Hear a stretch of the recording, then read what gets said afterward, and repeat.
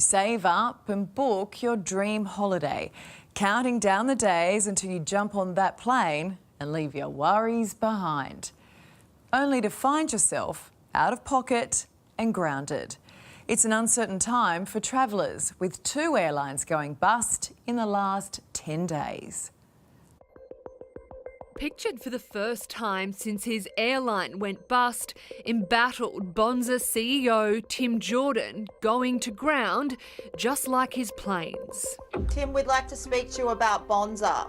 A few people would like to check in with you, including 323 staff and 57,000 travellers. Will they be getting the money they're owed? Holed up in his northern New South Wales home, Bonza CEO Tim Jordan had no answers for us or the tens of thousands of customers he's left in the lurch. You told staff the airline's downfall was shocking and unexpected. Do you really expect anyone to believe the CEO didn't know what was going on? Today, Bonza's administrators held its first creditors meeting. While the CEO didn't talk to us, he was happy to provide a statement for someone else to read. And despite all the angry customers, he's still singing the praises of his work. There is certainly a Bonza-sized opportunity in what is one of the largest, least competitive and most concentrated aviation markets in the world. Adding he was still hopeful the grounding of the fleet could be resolved. That we are hopeful of a positive resolution for the future of Bonza. But that might be hard, with the airline's planes starting to fly the coop. Bruce, the first to leave, back to Canada after its lease expired.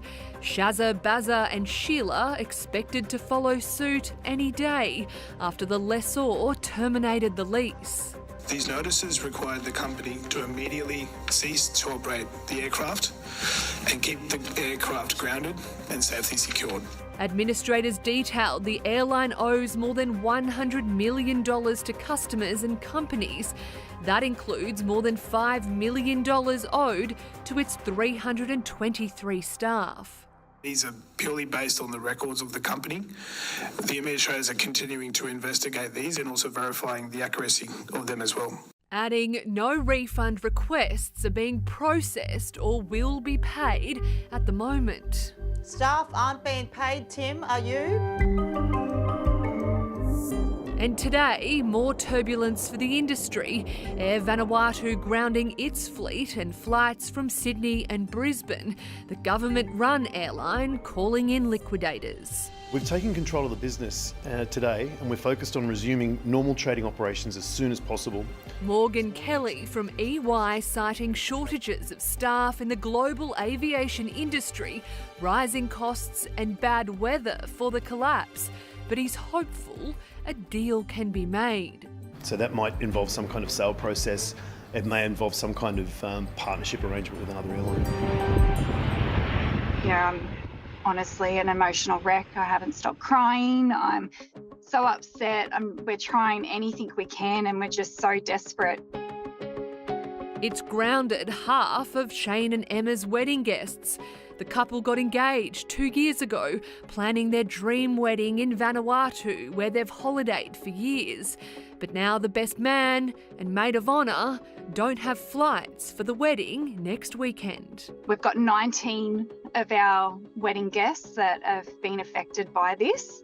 So 19 people out of 41 attendees. There's only so much planning you can do. You wouldn't have thought you'd have to factor this one in, unfortunately. The couple able to book another flight for their daughter to be there, but now everything is sold out. From the moment I got our daughter's flight booked, I rang them back to see about Brisbane and Sydney flights, and they just started to go straight away. The Sunshine Coast couple also caught up in the Bonza collapse.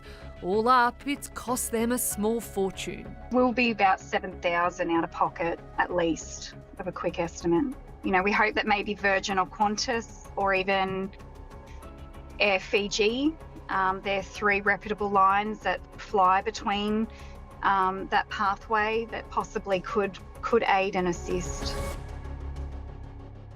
Gee, that poor couple hopefully can all be resolved before their big day.